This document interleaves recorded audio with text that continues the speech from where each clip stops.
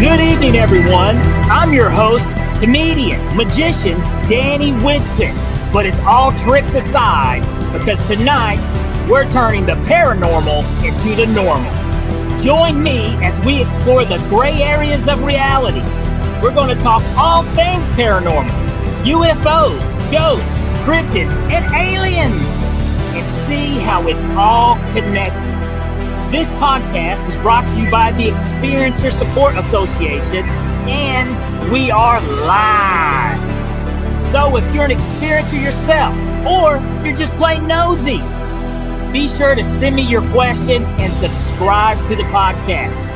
Now, get ready, because it's going to get deep. No, really, we're going to go way out there, because this is Beyond the Tinfoil Hat.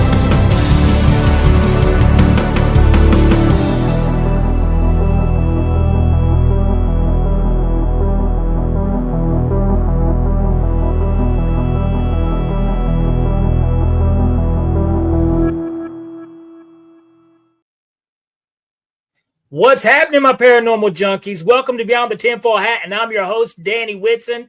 Guys, we are broadcasting live from the United Public Radio Network and the UFO Paranormal Radio Network on 105.3 FM on the Gulf Coast and 107.7 in New Orleans.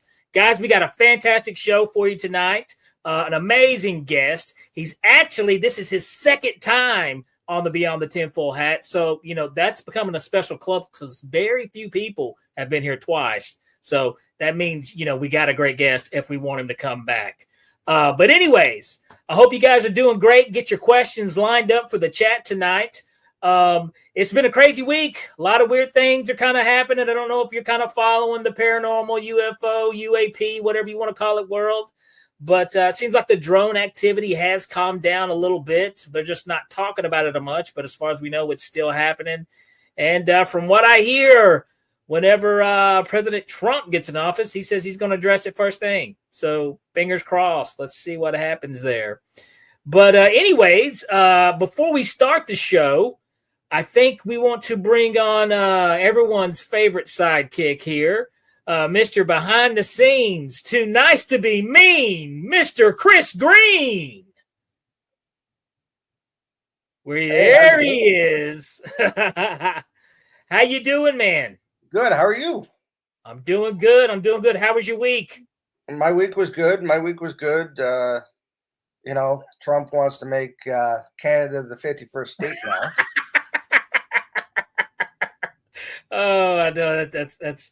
So I don't know, man. We may be countrymen. Yeah, right. You know any Greenland people? So take a vacation down to the Gulf of America. Oh, so, I'd love to. Yeah, I shared a meme on my Facebook page. It was the Whata Gulf, because Whataburger's everywhere, so they're just going to name it Whata Gulf. I think that would be pretty funny. But yeah, it's crazy. I don't know. He says that when he hops in there, he's going to spill the beans on the drones. So that'd be cool. That would be cool. So there we go. Our fingers crossed. Maybe we'll hear something. But so I've got some of your stuff down here in Tennessee this past weekend. It snowed. Yeah, I heard. So which shuts the world down where I'm from. But I did tell everybody, I was like, hey man, I know some Canadians and they're tough. This stuff makes you tough. So I'd drive in that. But yeah, it was awful. But I'm glad it's over. But It's still cold. Well, all right, man. So looks like other than that, everything else going smooth in your world. Smooth. Good deal. And no jokes for me tonight? No. Not tonight. Nothing he can say on air, folks. All right. Well, I tell you what, Chris, all right, get ready for a heck of a show because we got a great guest tonight. Yes, and everybody say hi to Chris, bye to Chris, peace out, and we'll see you next week, bro. All right, guys, you ready for tonight's guest? I know I am. Let me pull this up. And I already said I wasn't going to screw his name up, and I probably will, so I apologize, Mike. But here we go. Tonight's guest, he's a professor of English at City Tech, New York. Mike Fiorito is a freelance journalist and an award-winning author. For All We Know was the book that we talked about last time he was here. It's Mike's UFO-themed science fiction novel published back in May, and now he's got a brand new book, too, that we're going to talk about. It's the UFO Symphonic-Journeys into Sound, which that just sounds freaking interesting, dude. That just sounds cool. So, but last time he was here, we had a heck of a conversation, great time, and I'm looking forward to doing it all over again tonight. Guys, let's get a big round of applause for Mike Fiorito. Hey, how you doing, buddy? What's going on, Dan? Doing nice good, to see Mike. you, man. And I do apologize if I jacked up the last name. You know, it's just that's okay. It's so common. Hey, you brought me back to.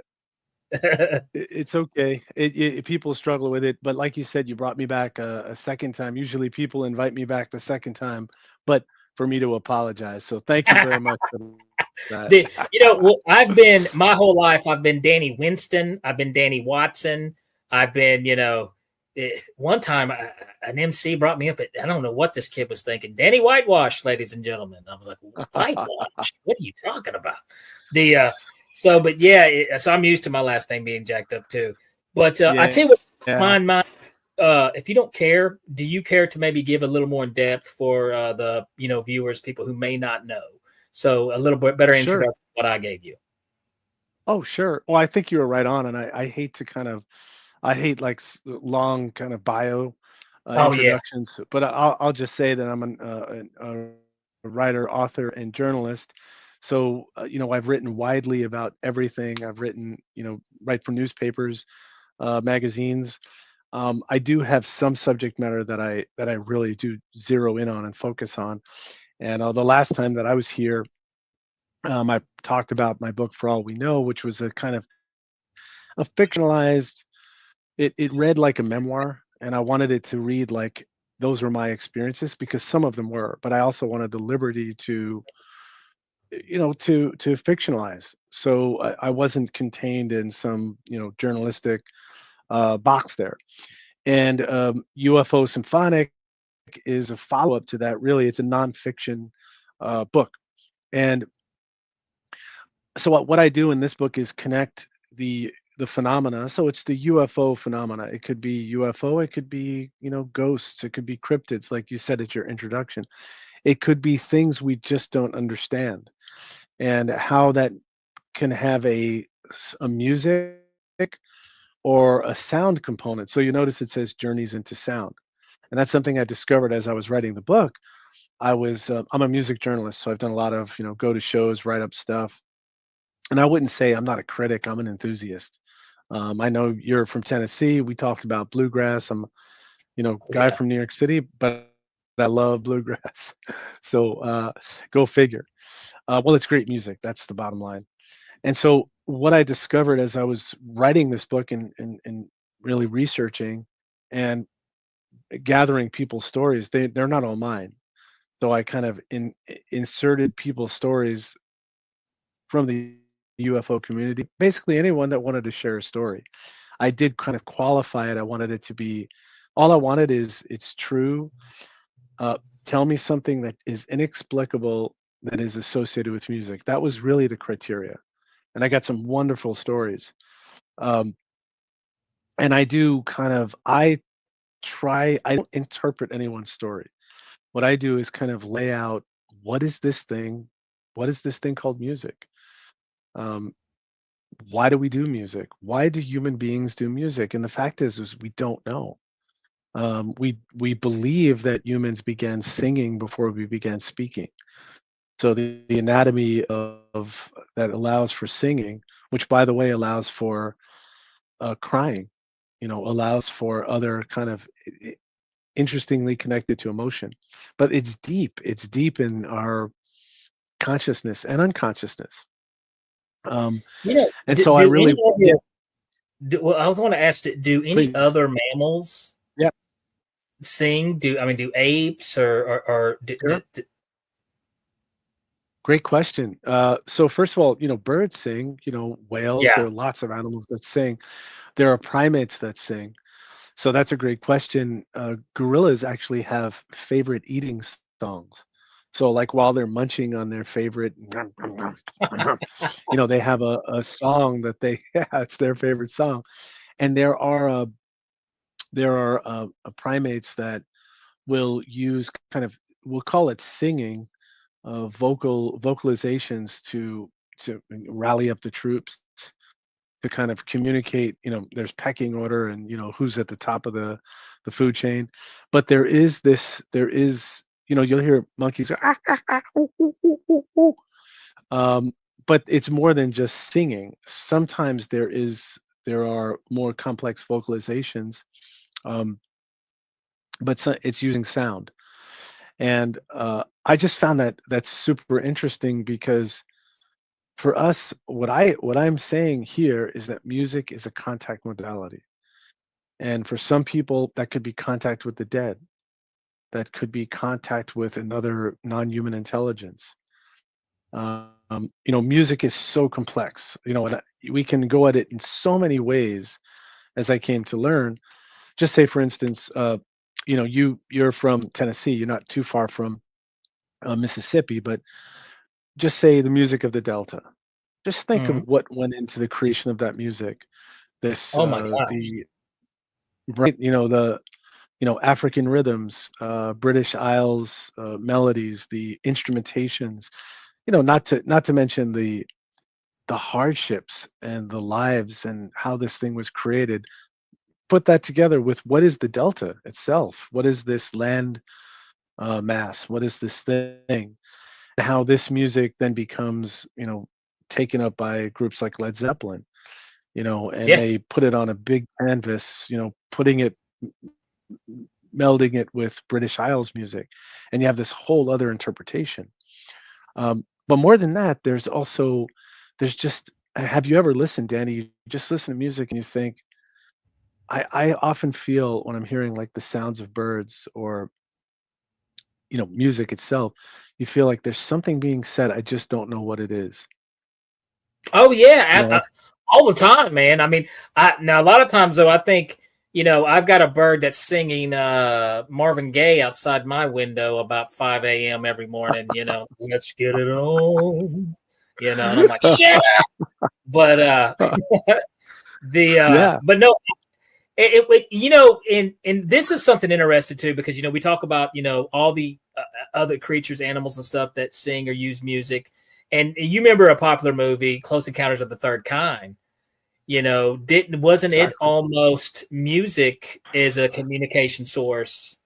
You know, Yeah, uh, that's interesting. Because it makes you wonder if that's something else, another way, because it's another way of communicating across universal.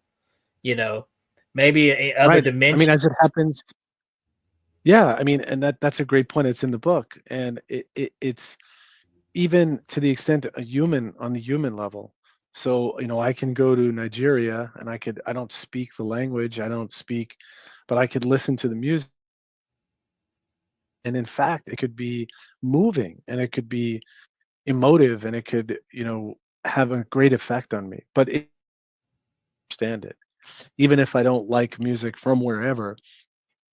I mean, there's music from this country that could be hard to like, right? Oh my I took my gosh. wife. I took my wife to see Fred Frith, who was a member of Henry Cow, and he's very experimental stuff. And his music, there were three musicians. One was, I think, a cello player, I don't remember, or a violin player. And he does stuff like, he has keyboards, he has a guitar, like a fretboard with just the neck itself. And then he has magnets, and it's all on a platform that's mic'd. And so the magnets, like you'll hear like, he'll do these kind of interesting sounds. And my wife looks at me after 10 minutes and she goes, "You owe me. You owe me." Because, from her perspective, it was not, I could hear this was like chamber music. They were kind of playing together in this very, they were superb musicians. I mean, it's a Yeah. different kind of thing. So you got to take it for what it is. Um, but I could feel that. I mean, it was basically like kids having fun. making sounds that were interesting, and then each of them following the other. Well, You see, know, and the cool thing with you, Mike, is you're a music geek. All right. mm, And see, it takes a music geek to appreciate. I'm at the point in my life that I hate anything new. I'm like, oh, this is horrible. You know, So and I've tried not to be that guy. I've tried so hard not to be that guy, but it's like it just happens. And I'm like, yeah, it's, I'm trying. Every now and then I will hear something that, some talent, and I think, well, this person's very talented. This is really good, but it's to me, it just seems it's so rare. And maybe it's just that we're engulfed with so much information these days. There's just so much out there that you got to weed through the garbage before you find the good stuff. Maybe yeah, I'm trying to be a yeah, little. and I do understand. I really do. You're trying to be nice Well, about it. let me. I could sit here and roast music for an hour. The bad stuff, anyways. But here I do want to bring it to this. Let's talk about because like I said, it is UFO themed. A lot of your stuff's connected, and I love the way you have kind of used your imagination with this. On the story side of things, taking actual real things or some experiences and beefing it up a little bit, which I love. But let me ask you this though, because the world was a little different last time you were here. Me and you our minds were blown because of what UAP hearings that were happening and stuff. But what do you think about like what's happening here with the drones and stuff flying in the skies and all the UAP sightings? What's your thoughts on that, Mike? Yeah, I've talked to. It's interesting, and if I could just say, when you're in the UFO community, I have lots of friends. Some have different degrees of access of knowledge. Um, I don't really know anyone in, say, the military kind of thing. Um, but just based on what I've gathered, and I'd like to know what you think, it seems as if, you never know what the government is. It some kind of psyops thing? Are they kind of hiding something in plain sight? Are they preparing us for something? Are they, the world is in a state right now of there's a lot of shift of power structure, who's running what, and this is globally.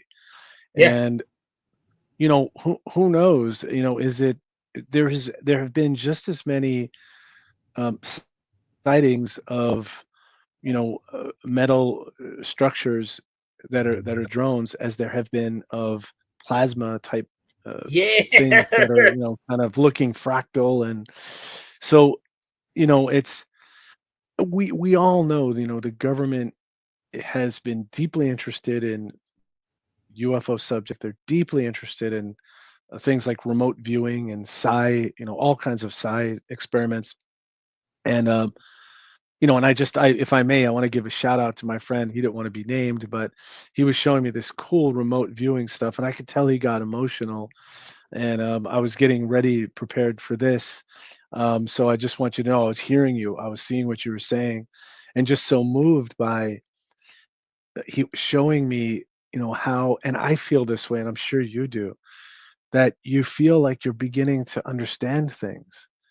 Here I am, I'm getting into, I understand the other layers, the how things interconnect, and I could see he was moved by it, and I was moved by it, and um, I probably didn't show it. So if you hear me, brother, I heard you.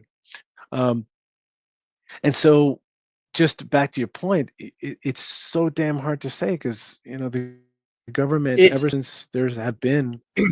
Yeah, go it ahead, please. It is, and just to touch real quick on remote viewing, I want to say this: I'm very interested in remote viewing. Before starting this, hosting this podcast, a year ago, if you would ask me about remote viewing, I'd have been like, that's probably garbage, But the more and more I've talked to people and learned about it, no, it's very real, and Yeah. it's something now that I'm extremely interested in. But with the drones, I, I do think that it is what a lot that we're seeing that's been reported is man-made tech. Hmm. But But what they don't talk about, and this is what only the people in the UFO community really are aware of, that these plasma shape shifting type things that are flying around in the sky exist. These odd shape, they change shapes. These things have been happening, and I don't think they know what those are. And I don't think they, or if they do know what they are, they're, that's what they're not talking about. And in my whole belief system, this is where I'm at right now with UFOs and, or what UAPs, whatever you want to call them.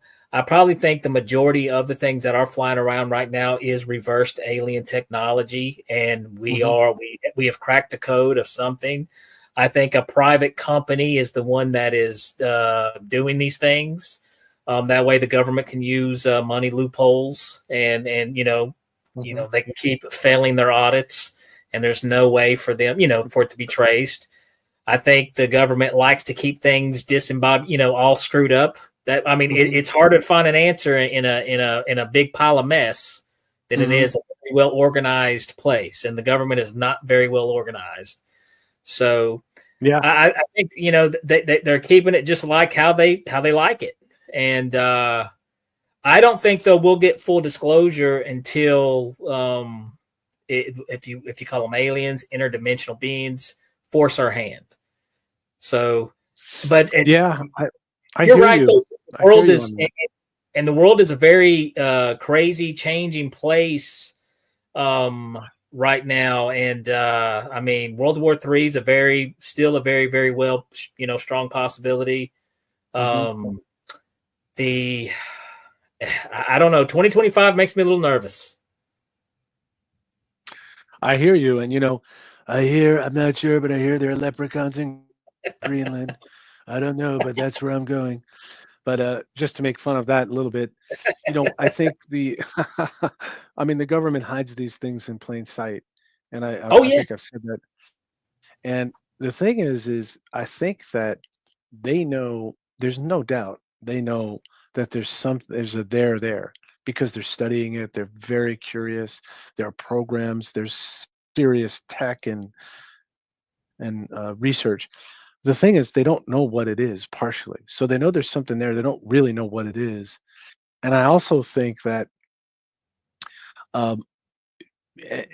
keeping us from our own divinity is a goal. If you have the ability, Danny, if you have the ability to have telekinetic powers, to pull something out of the sky, to make the moon move, that's terrifying to a government that believes it's in control.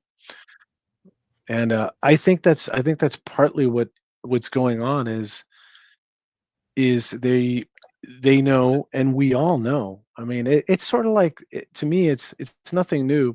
It's like, we know the waters are polluted. We know the soil is. We know that there's that some of the food we eat is not real food. We all know it. It's just allowed to happen.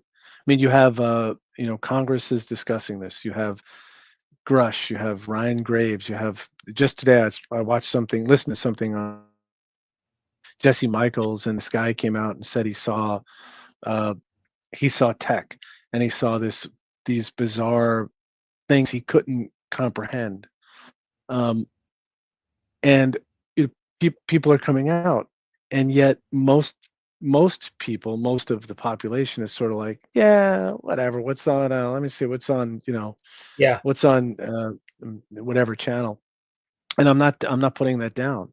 I think that when the UFO calls, or whatever that could be, maybe it's an apparition, maybe it's it's a ghost, maybe it's a cryptid. When these things call and they kind of crack you out of your everyday reality, and it's like, to use the Matrix metaphor, it's a little scary, frankly, I think, for most people. It's scary for me too. Yeah. And well, they don't want to. You want to be comfortable.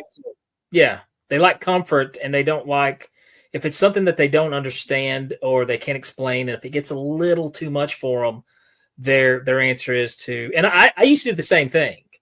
You know, Mm-hmm. I made up my mind one time that UFOs were not real. At one time, I was Mm-hmm. like 100%. I don't believe. I choose not to believe in them. Why? Because it creeped me out. The thought of Mm-hmm. something that I had no control over, you know, that could creep in my bedroom and abduct me one night. You know, I mean, that's Right. nothing that's Right. comfortable to think about. So your Yeah. defense mechanism is to say, well, it's not real. But Right. that's not true. And whenever you it's consciousness and belief. There's something so strange about this because it's whenever you open your windows and you this information starts to come in, you're like, wait a minute, holy cow, there's so Mm-hmm. much more to reality than you know than what I thought, or you know what they want us. And I sound like a Mm-hmm. conspiracy crackpot when I use the word what they you know what I mean? Right. Right. But I mean, that's true, you know? I There's mean, truth to what it. Yeah. they want us to believe. I mean, I think the they is, is corporations in cahoots with the government. I mean, it's all about the bottom line. It's all about the quarterly results. And to have you, Danny, you and I, and other people out there, embracing a mystical path. I think the UFO is a call to sort of say, you know what, I. It's kind of like the problem is that when you start to talk to someone who is not into it, just like I was, years ago, I hadn't read the right stuff.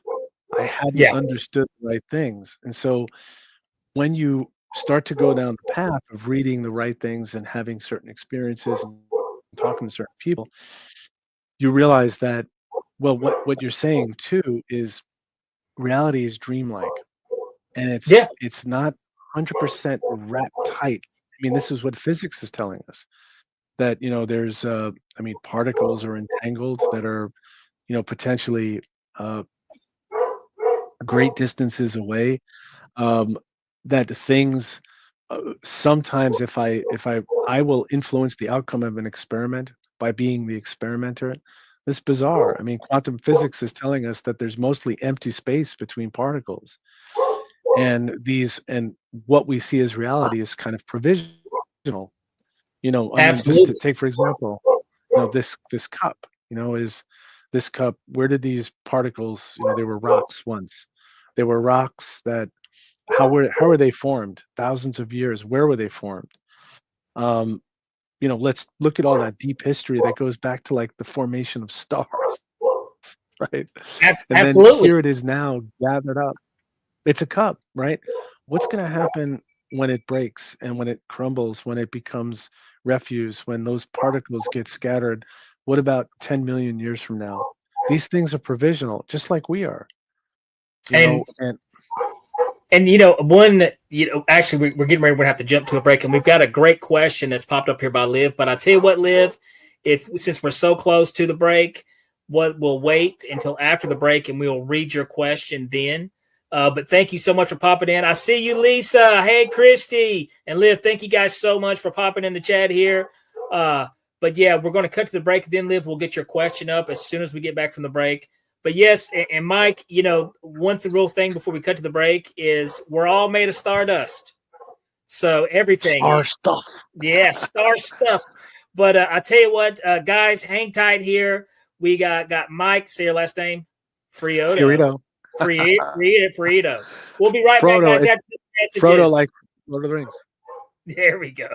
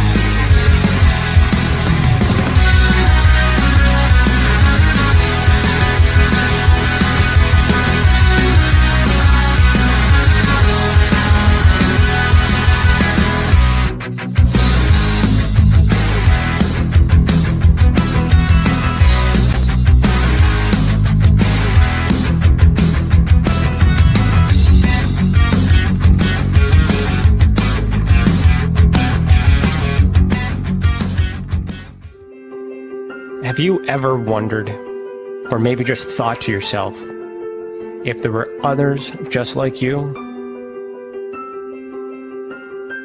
You know, people with extraordinary abilities, psychogenic advancement, and perhaps unique intuitions.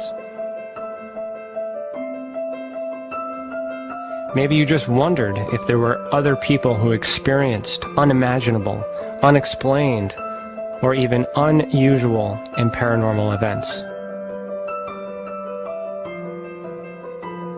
Are there people who have more questions, more fears than answers?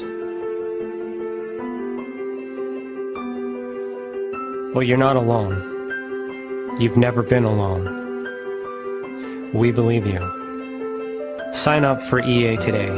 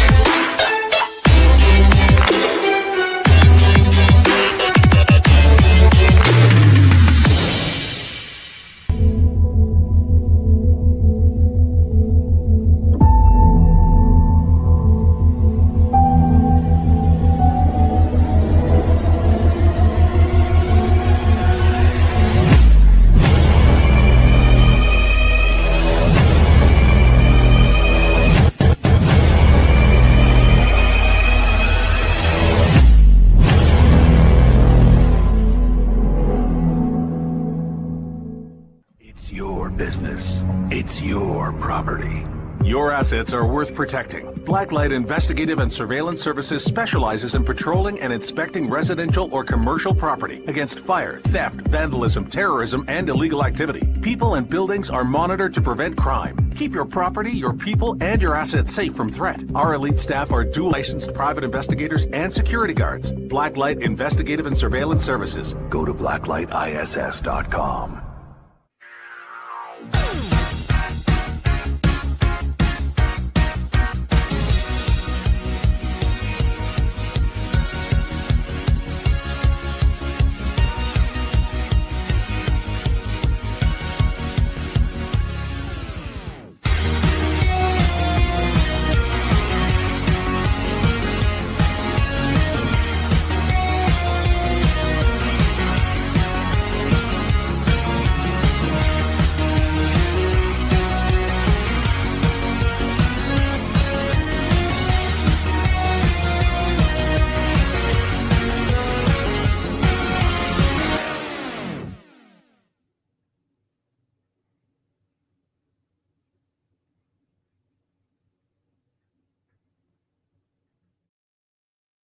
All right, guys, we are back. And if you're just now tuning in, we've been talking to Mike Fiorito. He's an award-winning author and professor of the English language and music geek and UFO geek, a lot of geekism. But I tell you what, Mike, I want to do this because, Liv Light, she always cranks out some fantastic questions. So we want to get this question up here real quick. Let's see. Welcome, Mike. All right. In your research with musicians, have you found a large percentage of creative souls having experience with interdimensional beings? Fantastic question, Liv. Great question. Yeah. Great question, Liv. And hi, nice to see you. What's interesting is that musicians, people who are songwriters and people who are creatives, they tend to be tuned in to, I have a friend, I know, Danny, you've heard of, he's a bluegrass legend, Peter Rowan. I wrote a book about him, and he receives music from dakinis, from basically goddess spirits and dreams. So yeah, I think that people who are creatives, Paul McCartney woke up with Yesterday fully kind of intact, the tune. And he's not alone. Many musicians and artists and scientists, the DNA molecule was conceived of. He was either on a psychedelic plant or it was a dream. I'm not sure. It gets kind of foggy which one. But I think people who are open to these things, once you start looking in at the phenomena, it looks back, I think. I see another question. Yeah, we've got one from Christiane Houghton. She says, I had an experience with ghost music. I walked into my house and heard music without a source, checked everywhere, and there was no music playing within my house. What's your feeling on this phenomenon? Mhm. Yeah, that's a great question and nice to see you. Thank you for asking it. I had people have weird experiences or inexplicable experiences, I should say. So there's one, Dean Radin, he's been a researcher in, psi researcher, and he was he got a story from, I think his name is Michael Schumer. Michael Schumer is a debunker. He's like a Yes, traditional Schumer. materialist, and he's sort of a pain in the neck to the UFO community, and because he's just debunker without giving it a chance, without thinking enough. And so he describes an experience that he had. So I'm vaguely remembering, but it's something like akin to what was just said, that he and his wife, they had just gotten married, and his wife was a great uncle or something, and he wasn't there. He had passed away. And on the night that they got married, they hear this music coming from somewhere in the house, and they don't know what it is. And they go and they search, and they find in the attic or something, they find there's a radio playing that's never played before, and it's playing something that was a special song. And uncanny thing, it just started playing as if coming, connecting from the dead, saying, "Here I am, this song." And then that radio never played again. And Michael Schumer, who's a debunker, who's one of these people that just doesn't easily believe or accept these kinds of things, I had to say, well, this kind of knocked my worldview a little bit around, but yet he's committed to his beliefs. So yeah, I do think that it's interesting because some people will say that when they have an encounter experience, it's eerily silent. And maybe there's a hum, maybe there's some kind of mechanical low grade hum. I'd be curious to know what that frequency is. And we haven't even talked about frequencies. That's why I said Oh, journeys into sound. That's a whole other realm of there's music that we all kind of recognize as music, and then there's things like binaural beats, which I well, experimented with. Yeah. let me ask you this, because this kind of is your expertise. And, Yeah. one of the things that I find, super interesting, I've always found super interesting in the paranormal world, especially in the, paranormal investigating, is the EVPs. And, I'm somebody who, I'm a rational person, so Mhm. and they're like, well, you believe in all this stuff. Yeah. And I'm rational because it's not irrational to believe in these things. But when you look at EVPs, I've always found so very interesting, because I thought, what could that possibly be? If it isn't some type of communication from another realm, what else could it be? And, sound waves what happens to sound waves over a period of time? Do they eventually decay, fall off? Like in physics, there's a new theory that they believe that light may decay after a period of time and actually start to slow down. Mm. So with sound waves, do Mm. sound waves just keep traveling on forever? And do we just happen to pick up an old conversation from 1644? Or do you know what what's Yeah. your thought? Yeah. Well, I guess it depends. Like, so say if it's a sound like a tap. So if I just make a tap, it has vibration, and that probably has a duration, and then I would say it goes away. I'm no expert, by the way, on this, but if I send a radio frequency, if I send a radio broadcast, that will probably keep going, like in the movie Contact. They Yeah. the non-human intelligence detects a radio broadcast, and it turns out to be Hitler's broadcast from the Berlin Olympics. And what they do is they take the broadcast, and then the military is freaked out because it's like, oh, this Hitler's, they're sending this back to us. But what they send back is it's really, when they piece it together, it's instructions in 3 dimensions on how to build a time machine, basically a space, a travel machine. Yeah. That's Uh, fantastic. That is Carl Sagan's yeah, story. yeah, star stuff. I mean, the Star book is stuff. great too. You I how love this Carl guy Sagan. who's a PhD in what a and like you, I'm rational, and I'm Yeah. very, very much rooted in rational. But you have scientists, the quantum mechanics, quantum physicists like Erwin Schrodinger and Yes. Heisenberg. I mean, they became mystics.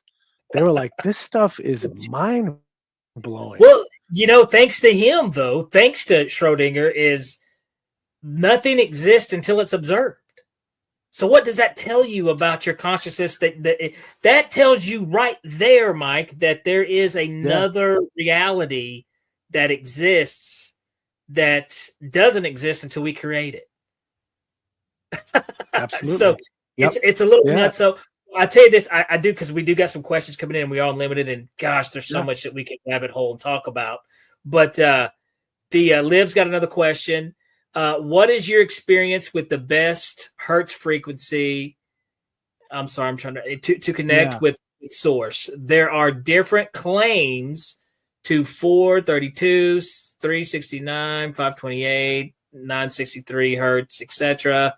Believe music is very healing, but which for connection? Very healing for connection. Live lives to get me all tongue tied too, by the way. So hopefully you can understand that question as much Yeah. as I jacked it up reading it. Yeah, I mean, great question.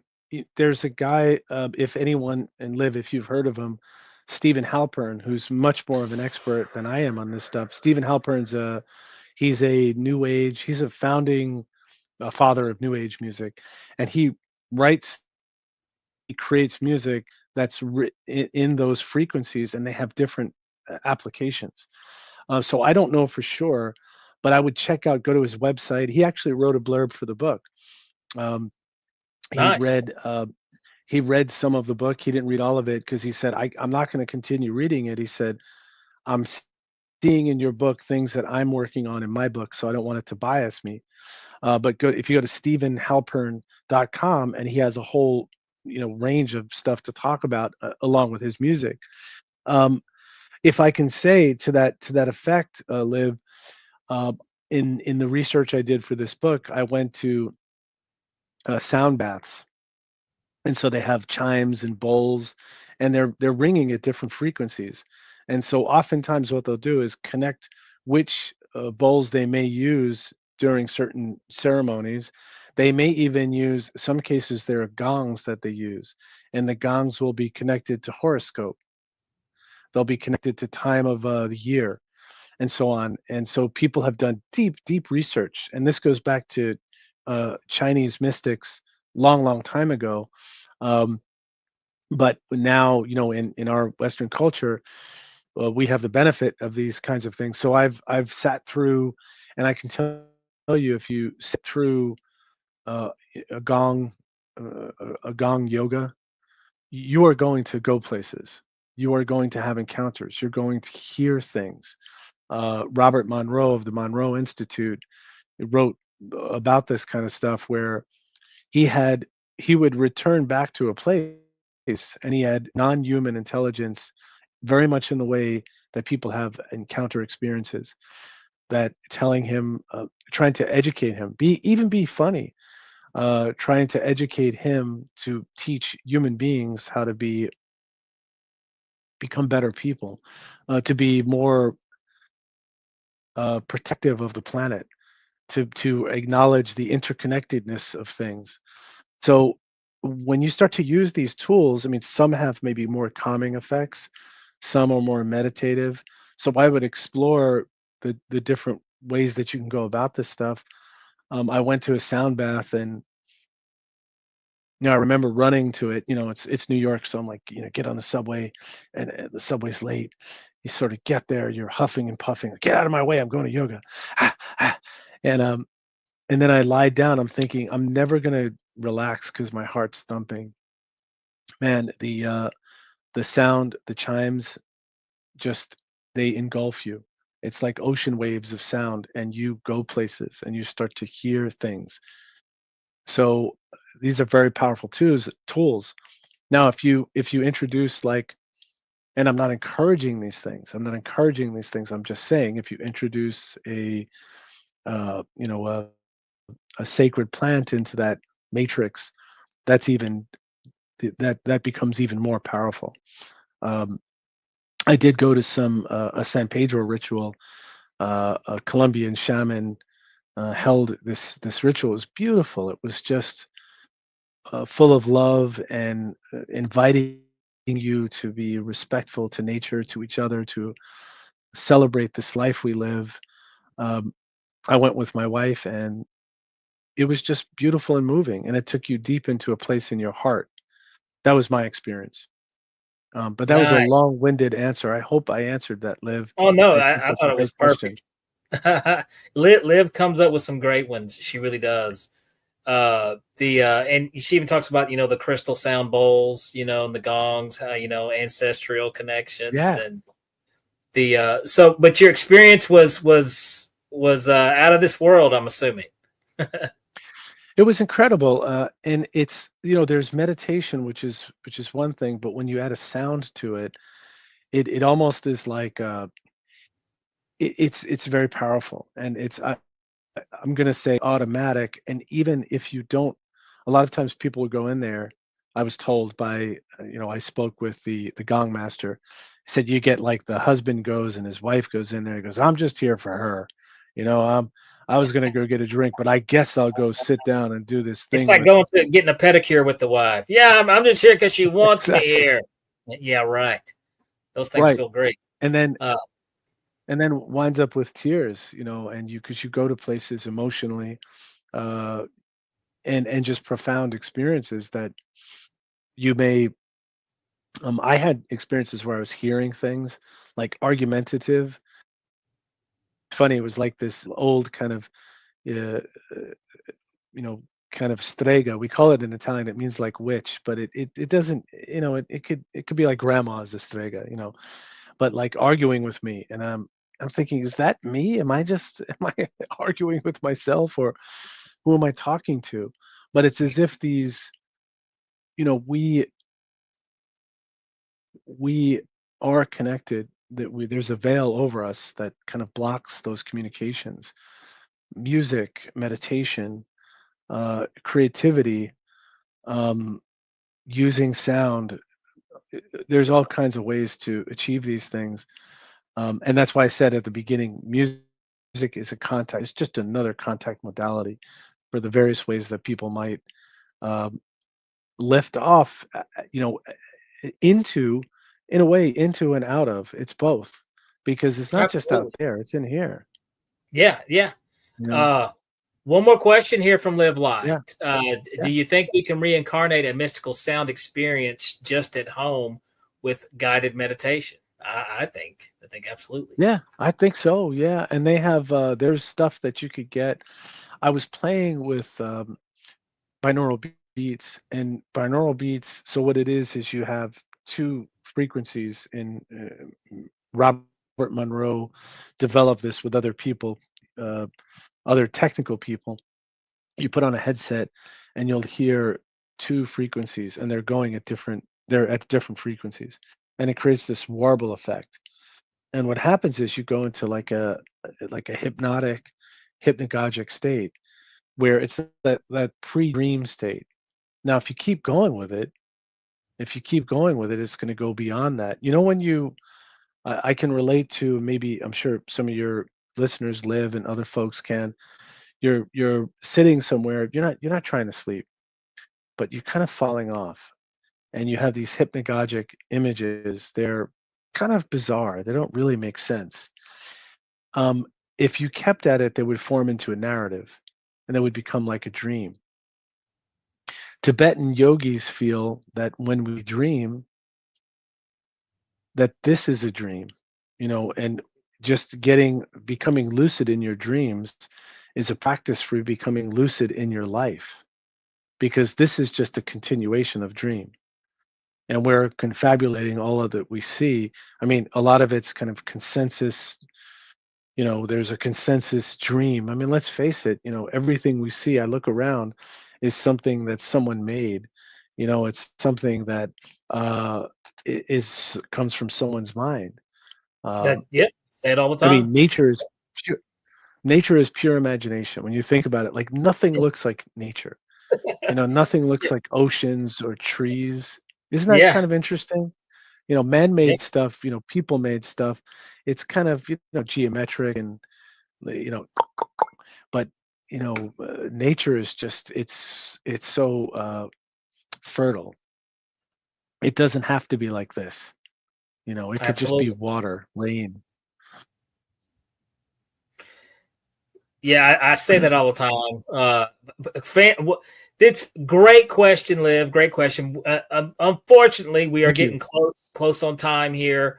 I Yeah. do want to give a quick chance, real quick, for Mike, you to talk about your new book, and where can the viewers and the listeners purchase this book, learn more and more about you, and kind of the stuff that you do. Well, thank you. First of all, thank you for having me on. It's such an honor, and I have fun with you. You have a great sense of humor, and that's it's so welcome. Sometimes in the UFO community, we get like hushed, and we get tightened up. So if you go to MikeFiorito.com, that's Fiorito, MikeFiorito.com, you'll see all of the books. I do have copies. I do have some copies on hand of UFO Symphonic. It publishes on February 1st, which is St. Bridget's Day, from Ireland, St. Bridget. She was known to be, she had a deep interest in, fairies and pagan mythologies and folklore, which is, for a Catholic saint. Everything is available if you go to Amazon or your favorite. It's not just available at Amazon. If you go to your favorite service, you'll find them there. And I'm happy to, if you're I can send it in the United States, or of course internationally, but it's a little bit expensive. Sometimes I send stuff to Australia, and it was quite expensive, and Malta. Yeah. But if you're cool with it, I'm cool with it. I'm just, I'm not trying to make money on shipping. I'm just trying to basically, cover the cost. You don't get rich selling books, to be honest. I'm a professor. It's bolsters your career. It's interesting. You're in colleagueship with people like you, Danny, and people like your listeners, like Jeff Kripal and Diana Pasulka, and that's the joy. That's why I do this stuff, is to be in conversation with people I admire. Well, I definitely admire you, Mike. You're a very interesting guy. It's and not, I don't think there's anybody out there. I mean, there's not a lot of people out there that are connecting sound and music with the paranormal, the supernatural, which is, something, like I said, very interesting. And who knows? I mean, so much that, we can learn just from this. I got to be honest. I got to catch the first book. I still have to catch up with the first book that we were on here last time. So I've got to grab one of those for myself, because that sounds interesting. Real quick, where can we find the source with the headphones? You said the two types of sounds that can kind of kick you in. Who is that? So gosh, it's his name is Mark Certo, Certo. I forget what it's called. If we could we find something maybe on YouTube or something, if we do a search? Or yeah, he's very proprietary about, if you go to like Facebook, you'll find him, and then you'll see his website, and you could go. He's very proprietary, the way he gives you access to it. Of course, the Monroe Institute as well. And I would stick with those kind of pillars because they're standards. Mark was very much involved in creating what's called HemiSync, this whole apparatus. But Mark Cherto, and I forget what it's called. It's like the Try Something Mind. That I just don't remember what it's called. It's off okay. the top of my head. We will definitely give it a search. But I tell you what, Mike, thank you so much for coming on Beyond the Tinfoil Hat, man. You were amazing, great guest. I'm telling you, an hour goes by so quick. And guys, be sure to check out Mike and check out his books. And I tell you what, Mike, like I said, you are part of the 2-time club. We're going to make you a 3-time club. You have a good one, brother. Tommy, 2 times. I can't wait to come back. Thank you so much. Be well, and all have a great day. Take care, Danny.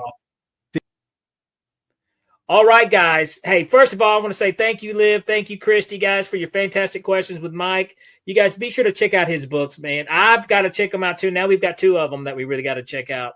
But if you guys have not done so, like and subscribe to the podcast. Share it to your friends. Tell your mom, tell your sister, tell your dog, tell your cat.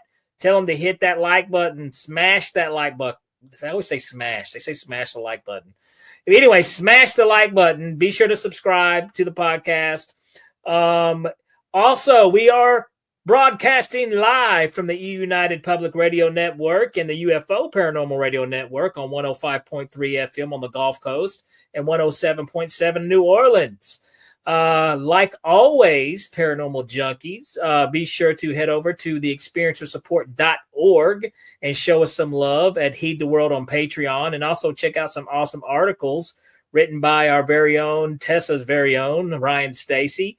He always publishes some very interesting investigations that he's covering, so head over to the experiencersupport.org and check those out.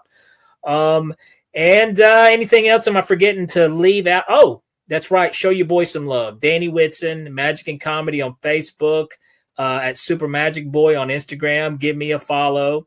Like I said, I post where I'm going to be. So if you want to catch any of my upcoming shows, I even talk about this podcast in my show. Yeah. So what can I be saying? Who knows? You got to come see a show to find out. Anyways, folks, be sure to hop back. We'll be right back next Tuesday at 7 p.m. with another fantastic, interesting guest. And I tell you what, like always, keep the paranormal normal. And I will see you guys next Tuesday, 7 p.m., same place.